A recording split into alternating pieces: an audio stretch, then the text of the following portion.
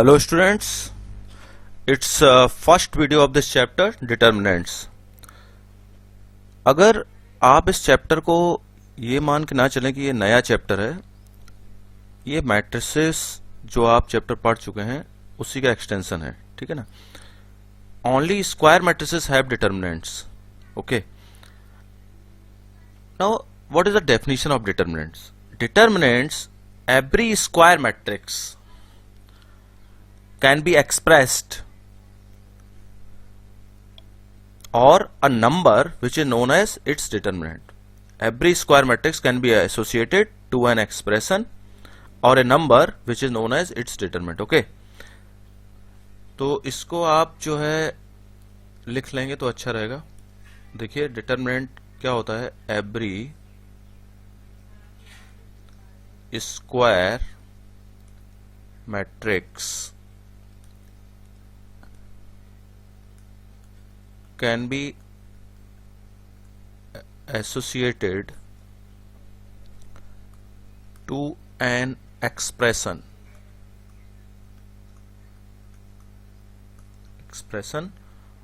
or a number. बहुत अच्छा chapter है ये, स्कोरिंग चैप्टर है, बहुत अच्छे से आप पढ़िए इसको. Okay, which is known as its determinants.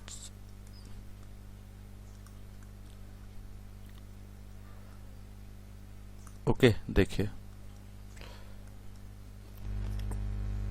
Suppose if ए, ये देखिए मैट्रिक्स है. मैट्रिक्स का नोटिफिकेशन आप जानते हैं, is a square matrix. Suppose it's a square matrix. Okay, square matrix is a square matrix of order n. n cross n लिखने की जरूरत नहीं है क्योंकि स्क्वायर मैट्रिक्स है तो row number of rows is equal to number of columns. Understood है ये, ठीक है ना. देन द डिटर्मिनेंट, अब आप बात करें ना डिटर्मिनेंट के, देन द डिटर्मिनेंट, तो ये जो मैट्रिक्स है स्क्वायर मैट्रिक्स, इसका जो डिटर्मिनेंट है is denoted by ऐसे लिखते हैं हम DETA, डिटर्मिनेंट ए, और ऐसे लिखते हैं. देखिए अब ये इंपॉर्टेंट चीज है आपकी ध्यान देने वाली. डिटर्मिनेंट के लिए जो सबसे इंपॉर्टेंट चीज है वो स्क्वायर मैट्रिक्स होना जरूरी है. उसका स्क्वायर मैट्रिक्स होना चाहिए डिटर्मिनेंट. अगर आपका स्क्वायर मैट्रिक्स नहीं है, मतलब number of rows is not equal to number of columns, अगर ऐसी कंडीशन आती है तो उसका डिटर्मिनेंट पॉसिबल नहीं है, ठीक है. तो एक चीज हो गई, स्क्वायर मैट्रिक्स होना चाहिए. दूसरा हो गया, इसको डिनोट कैसे करते हैं, DET ऐसे लिखा है, ए लिखा हुआ है डिटर्मिनेंट ऑफ ए. और ये देखिए ये सिंबल किसका है, मॉड का सिंबल है, मॉड ए. लेकिन इस चैप्टर में जब ये सिंबल आएगा इस तरीके के तो इसको हम मॉड ए नहीं बोलेंगे, हम लोग बोलेंगे determinant A.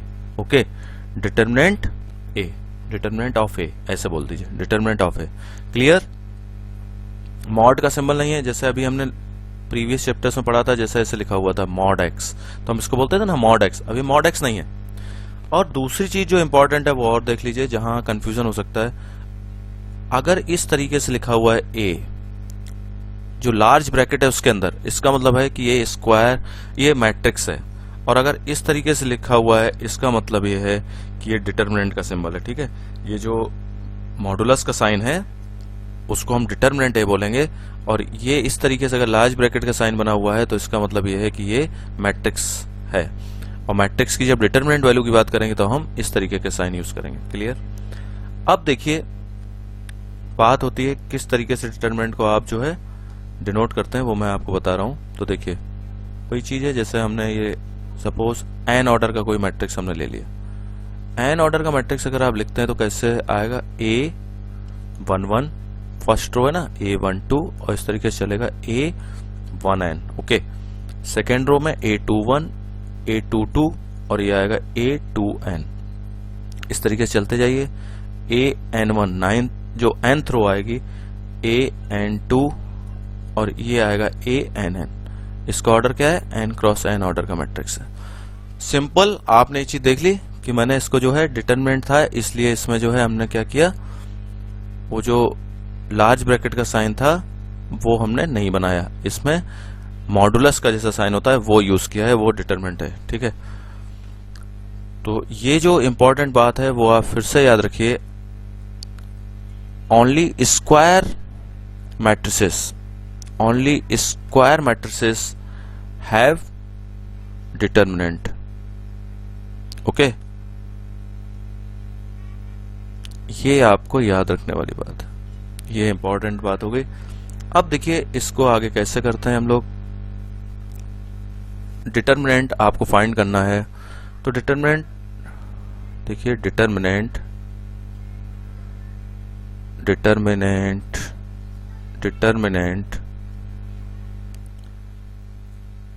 Of a matrix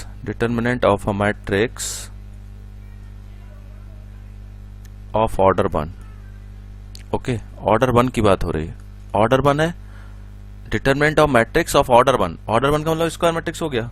तो सिंपल है, देखिए आप इसको कैसे लेंगे, let A is equal to A. ठीक है, तो इसमें एक ही एलिमेंट है, A11 होगा, तो इसका ऑर्डर क्या है, ऑर्डर आप देखिए इसका 1 है। ठीक है, तो डिटरमिनेंट क्या होगा इसका, डिटरमिनेंट जो होगा वो ऐसे होगा, डिटरमिनेंट विल बी ए, इसका डिटरमिनेंट ए आ जाएगा। ठीक है ना, क्योंकि इसमें कुछ भी करने की जरूरत नहीं है, जो इसका ये एलिमेंट था वही इसका डिटरमिनेंट वैल्यू हो गया, बस। ठीक है, डिटरमिनेंट आ गया। अब सपोज नेक्स्ट क्या है आपका, डिटरमिनेंट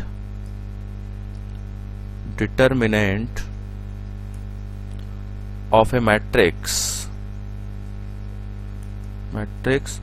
ऑफ ऑर्डर 2 ऑर्डर का मैट्रिक्स है, इसका डिटरमिनेंट कैसे आएगा देखिए।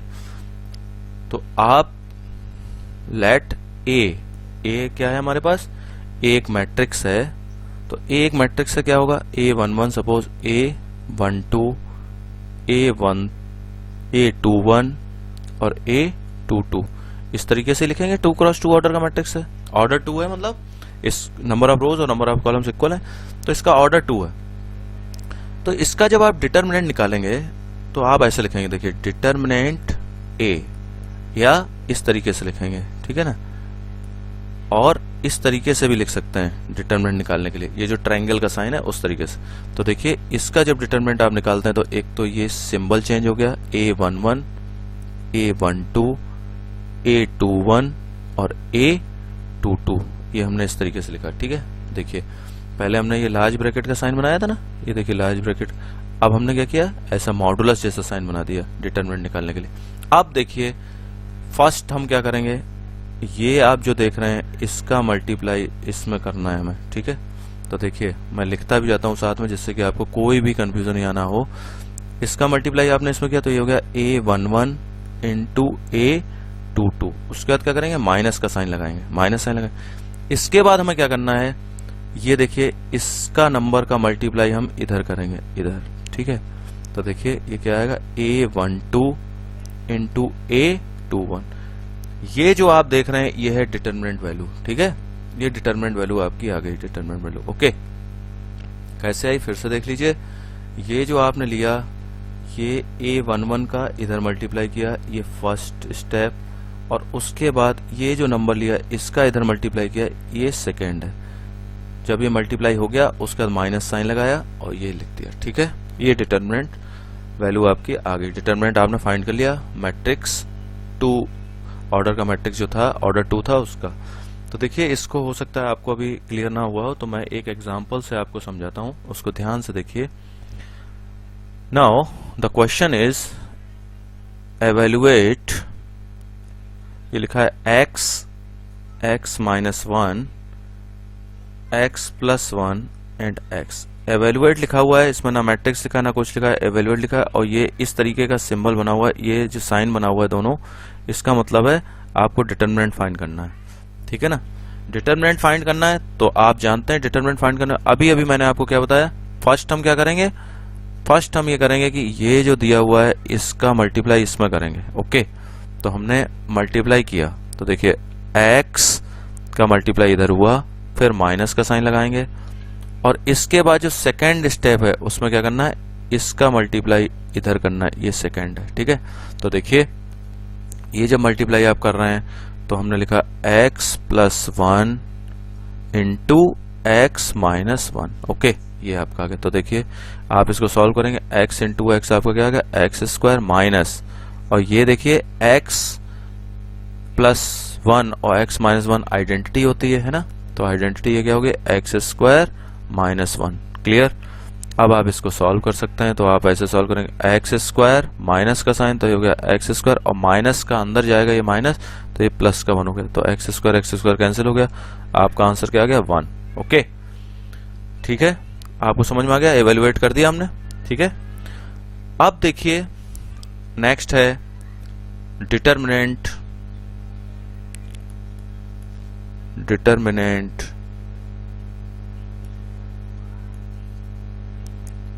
of a matrix, determinant of a matrix order, determinant of a matrix order 3x3, 3x3 या ऑर्डर 3 आप लिख सकते हैं, दो भी है, जो भी आप लिखना चाहें, ठीक है ना। Determinant of A matrix order 3x3 या ऑर्डर 3, क्योंकि स्क्वायर मैट्रिक्स में ही डिटर्मिनेंट पॉसिबल है, तो स्क्वायर मैट्रिक्स को लिखने का तरीका ऑर्डर 3, ऑर्डर 4, ऑर्डर 2 कुछ भी लिख सकते हैं आप, ठीक है ना, क्योंकि उसमें अंडरस्टूड है कि number of rows is equal to number of columns होंगे, ठीक है। तो देखिए 3x3 ऑर्डर का डिटर्मिनेंट कैसे फाइंड करेंगे, देखिए सपोज आप ये ले लीजिए, ये मैंने एक डिटर्मिनेंट लिया a, ये डिटर्मिनेंट है, और इसको देखिए डिटर्मिनेंट को आपने क्या किया, a11, a12, a13 first row है ना, a21 सेकेंड रो है, a22, a23, a31, a32, a33। देखिए फिर मैं आपको बता रहा हूं, गलती मत करिएगा, a12 लिखा हुआ है, a12 का मतलब है ये फर्स्ट रो है, ओके, और ये लिखा हुआ है, इसका मतलब है ये सेकेंड कॉलम है, ओके। तो आप ऐसा ना करें, इसको चेंज कर दें, तो वो ये पोजीशन जो होती हैं, ये पोजीशन जो है और ये पोजीशन जो है वो डिफरेंट पोजीशंस हैं, ठीक है ना, इसको मिक्स मत कर दीजिएगा, क्लियर। अब देखिए इसके बाद हम लोग क्या करते हैं, अब देखिए, हाँ मैं आपको ये बता रहा था 3x3 ऑर्डर का डिटर्मिनेंट है, तो देखिए इसको जब आप सॉल्व करेंगे तो आप ऐसे लिखेंगे डिटर्मिनेंट ए, तो देखिए डिटर्मिनेंट एक्सपेंशन जो होता है, एक्सपेंशन अलोंग फर्स्ट रो हम लोग कर रहे हैं। आप इसको 6 टाइप्स हैं आपके जिसमें आप एक्सपेंड कर सकते हो, ठीक है ना, 6 टाइप्स हैं जिनमें आप एक्सपेंड कर सकते हो।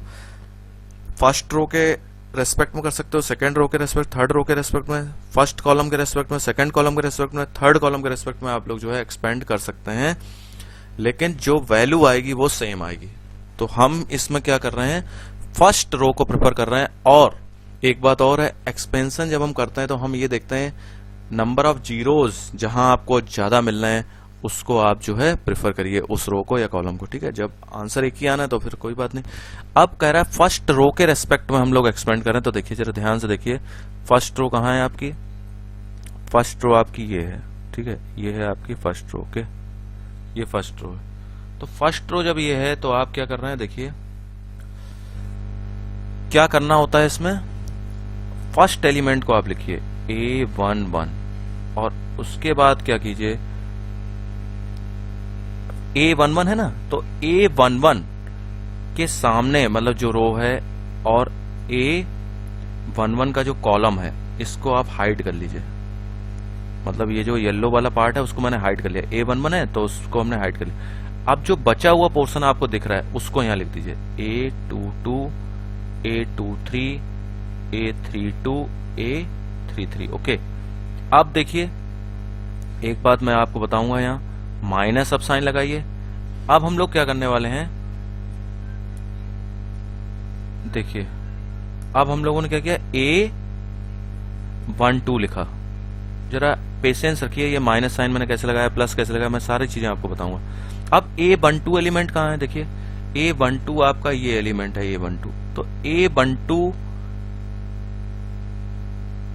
का ये कॉलम और A12 की ये रो, इसको आप हाइड कर दीजिए। अब जो आपको दिख रहा है वो लिख दीजिए।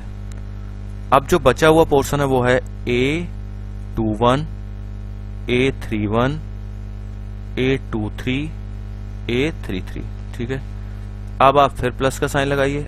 अब देखिए अब क्या करना है हमें, मैंने कौन सा एलिमेंट लिया है, A13 लेना है हमें। अभी हमें क्या लेना है, A13, क्योंकि फर्स्ट रो का लास्ट एलिमेंट यही है ना। तो A13 कहाँ है, A13 देखिए इधर है A13, तो इसी का कॉलम और इसी से रिलेटेड रो।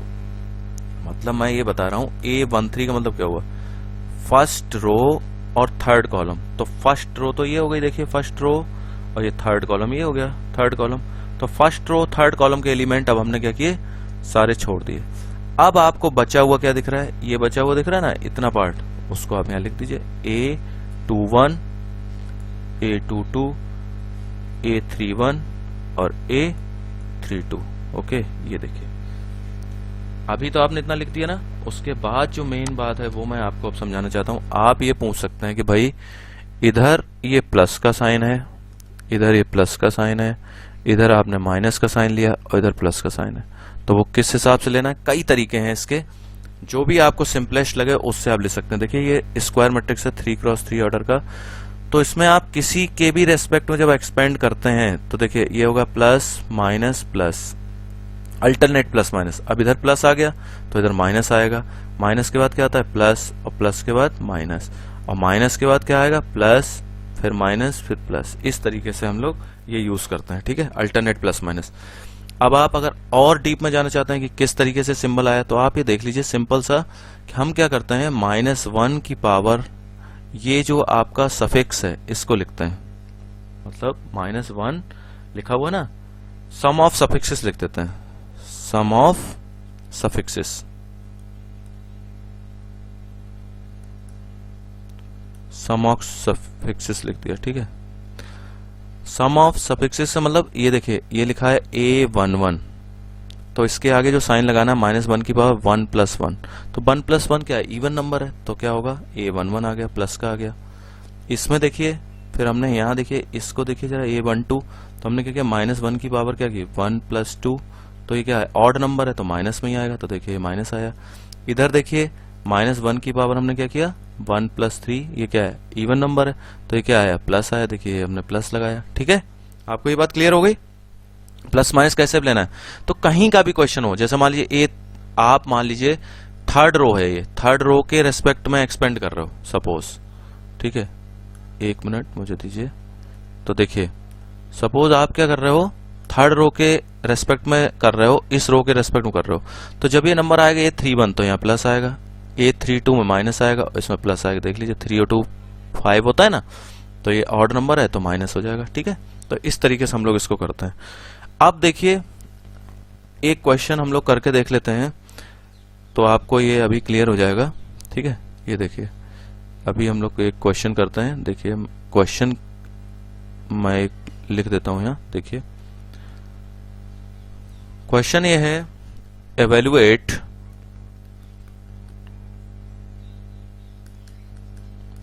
ध्यान से देखिए क्वेश्चन क्या है, 1 - 1 4 2 3 1 4 0 0। अभी आपके सारे डाउट्स अभी क्लियर होने वाले हैं। सपोज ये A है, ठीक है, तो हमने डिटरमिनेंट वैल्यू इसकी पता की, मैंने फर्स्ट रो के रेस्पेक्ट में ही ओपन कर दिया, तो मुझे पता है क्योंकि फर्स्ट रो के रेस्पेक्ट में डायरेक्ट जो है इसमें प्लस माइनस प्लस होगा ये, तो मैं डायरेक्ट इसको कर रहा हूं। तो देखिए मैंने क्या किया, +1 ले लिया, और 1 का जो रो था और 1 का जो कॉलम था इसको हाइड कर दिया, तो बचा क्या 3 0 1 0 ये बचा। फिर माइनस का साइन लगाया और 2 लिख दिया।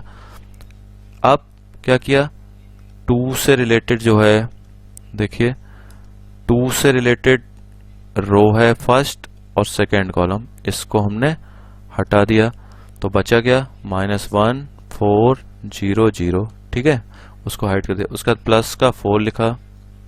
अब देखिए प्लस का 4 लिखने के बाद क्या होगा, प्लस का 4 लिखने के बाद ये वाला कॉलम आएगा हमारे पास, ये वाला कॉलम आ गया, देखिए 4 और ये वाली रो आ गई, तो इसको हटा दीजिए। अब बचा क्या, -1 3 4 1 ये बचा।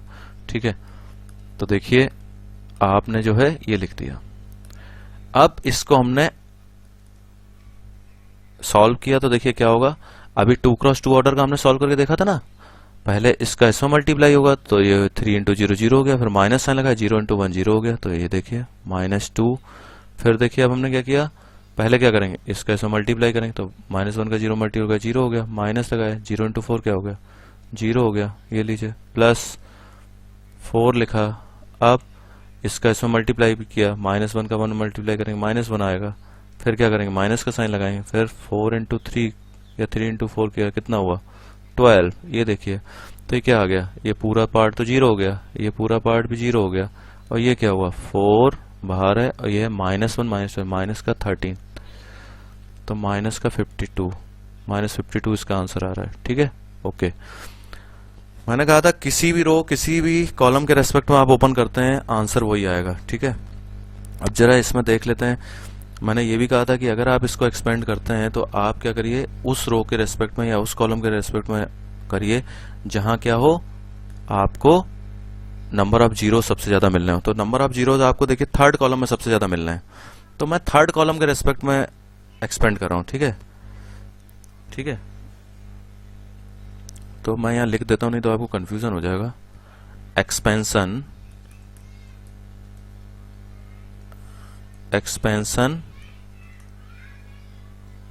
along third column. तो देखिए एक्सपेंशन along थर्ड कॉलम, देखिए थर्ड कॉलम मतलब ये कॉलम की बात हो रही है, थर्ड कॉलम। तो देखिए थर्ड कॉलम के रेस्पेक्ट में जब आप करेंगे तो फर्स्ट क्या है 4 है। चलो देखिए मैं यहां लिखता हूं 4 मैंने लिखा, और प्लस माइनस साइन की बात बाद में कर लेंगे। ठीक है, उसके बाद क्या आ रहा है 0 आ रहा है, फिर ये लिख दीजिए, और फिर 0 आ रहा है, फिर ये लिख दीजिए। ठीक है, ओके। तो देखिए साइन की बात अगर करनी है आपको तो देखिए प्लस माइनस प्लस, यहां से देख लीजिए। देखिए मैंने यहां लिखा तो था कहीं, हाँ ये था, देखिए ये था ना, यहाँ ये देखिए प्लस आया, यहाँ देखिए माइनस आया, इधर देखिए प्लस आया, तो इसका मतलब ये हुआ यहाँ प्लस था, इधर माइनस था, और इधर प्लस था। ओके, ऐसे था। अब ये डिटर्मिनेंट जो 2x2 ऑर्डर के आ रहे हैं वो कौन से आ रहे हैं वो देखिए। 4 आपने लिखा है, इसका मतलब आपने ये वाली रो नहीं ली और ये कॉलम कंसिडर नहीं किया, तो जो आपको दिख रहा है वो क्या दिख रहा है -1 3 4 1 दिख रहा है। ओके,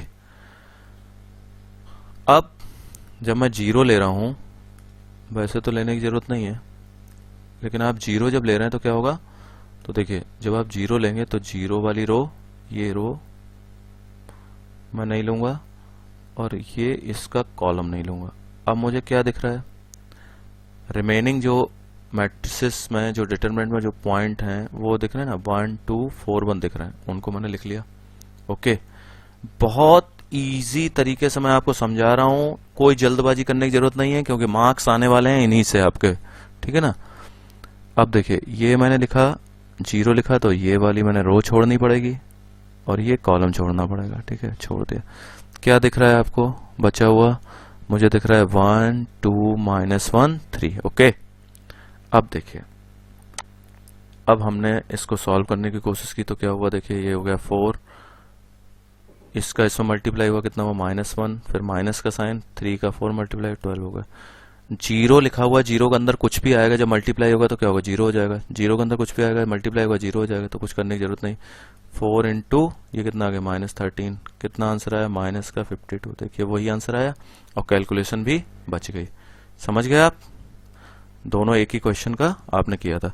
देखिए अब देखिए एक बहुत बढ़िया क्वेश्चन हम लोग कर रहे हैं, find value of x for which, देखिए ये आपको डिटरमिनेंट दिया है 3x x1।